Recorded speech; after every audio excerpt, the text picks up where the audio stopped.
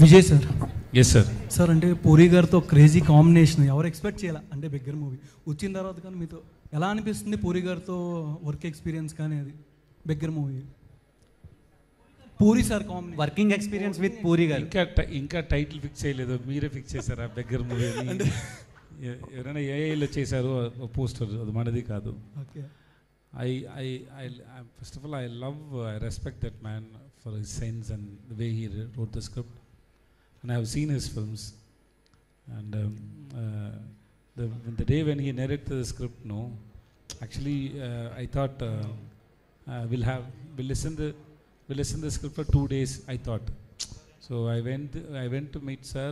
I think after dubbing I went to meet sir. So I thought we'll take first half for 2 hours and second half for 2 hours. So we'll listen 2 days.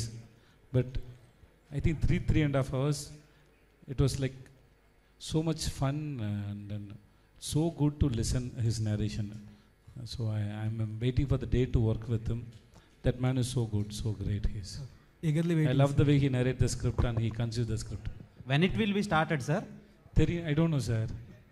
Telugu people soon, sir. Maybe June we are starting.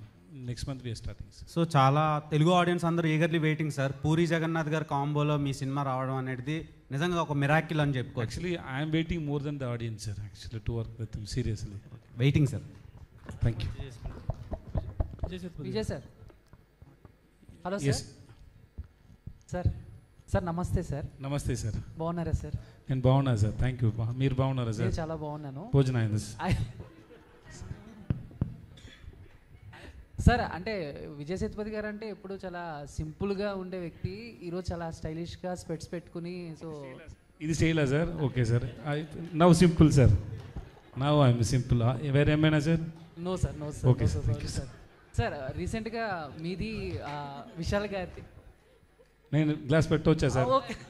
నా కళ్ళు dry అయిపోతుంది sir, అందుకే glass పెట్టాను sir. Okay sir.